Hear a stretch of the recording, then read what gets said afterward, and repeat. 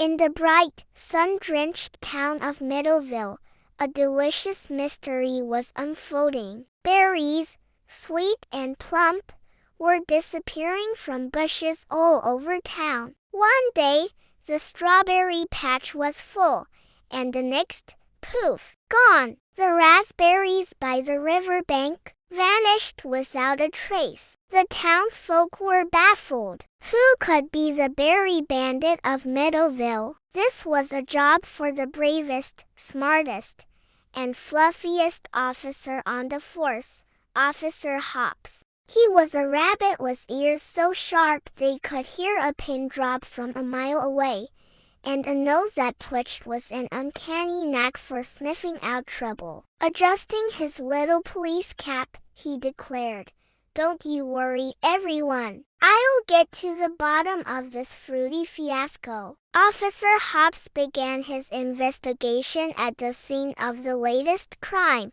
Mrs. Badger's prized blueberry patch. The bushes were nearly bare. He knelt down, his sharp eyes scanning the ground. "Aha!"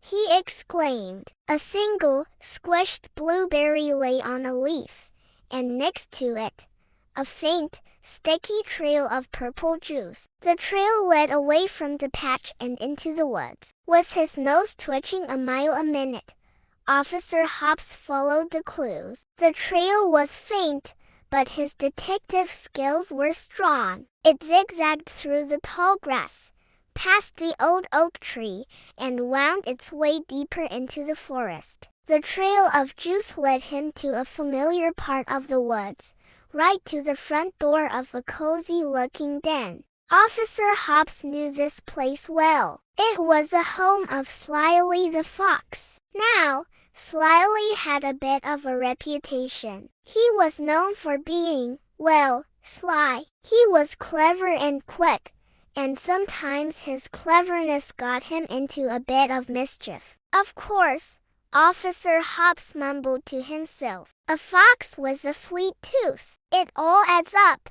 He imagined Slyly's den, piled high with mountains of stolen strawberries, raspberries, and blueberries. He pictured the fox laughing cunningly as he counted his fruity loot. Taking a deep breath, Officer Hops knocked firmly on the door. "Slyly the Fox. This is Officer Hops of the Meadowville Police. Open up. I have a few questions for you about some missing berries." The door creaked open, but the sight that greeted him was not what he expected at all. There was no mountain of berries. There was no cunning, laughing fox. Instead, Slyly stood there, looking utterly miserable. His fur was dusted with white powder, his paws were sticky with dough, and there was a smudge of something dark on his nose. Behind him,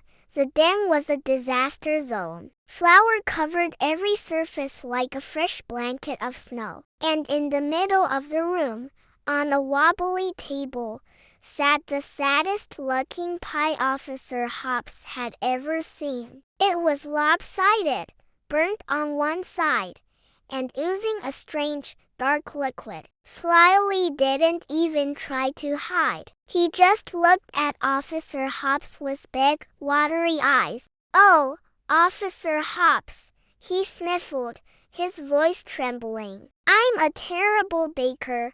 Officer Hops was taken aback. This was not the confession he was expecting. "A baker? Slyly, what's all this about? And what about the berries?" Slyly's ears drooped. "It's for the town festival," he explained, pointing a flour-dusted paw at the wobbly pie. "I wanted to do something nice for everyone. I had this grand idea to bake the biggest, most wonderful berry pie Meadowville has ever seen. A pie so big everyone could have a slice." He sighed, a little cloud of flour puffing from his snout. "But I'm not very good at it, and I was too embarrassed to ask anyone for berries, because what if they laughed at my plan? What if my pie was a disaster? So I just borrowed a few, and a few more, and, well, you see how it turned out.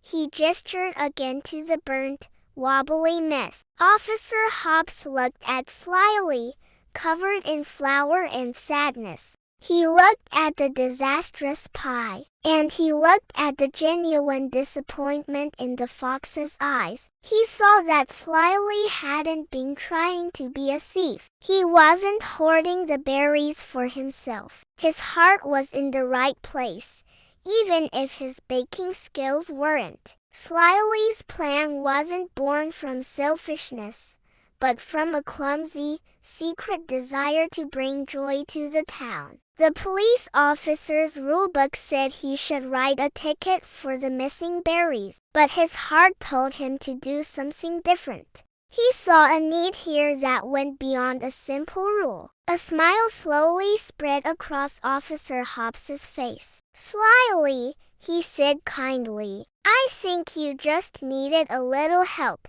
Instead of pulling out his ticket book, Officer Hops turned and hopped as fast as he could back to the town square. He stood on the central fountain and called out, "Everyone, listen up! I've solved the case of the missing berries." A crowd quickly gathered around him. Mrs. Badger, Barnaby Bear, the squirrel family, everyone was there, eager to hear who the culprit was. The berries weren't stolen for selfish reasons, Officer Hops announced.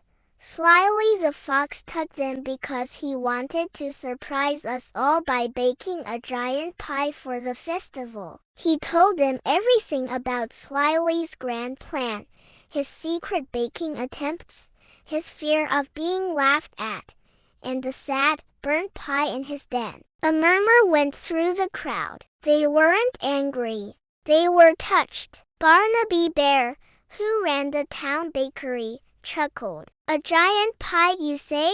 That's a tall order for one fox." Mrs. Badger nodded.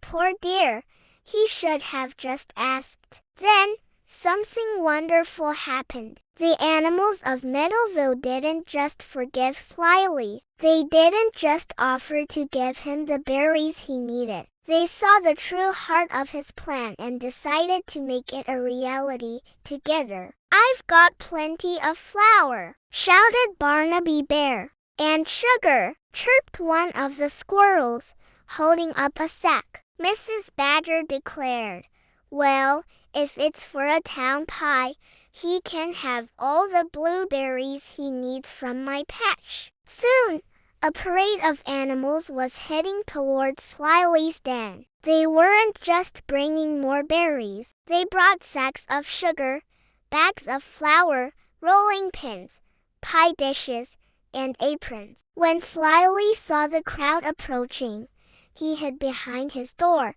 expecting the worst. But when he saw their smiling faces and outstretched paws holding ingredients, his jaw dropped. Officer Hops gave him a reassuring wink. "See," he said, "Meadowville is full of friends. You just have to ask."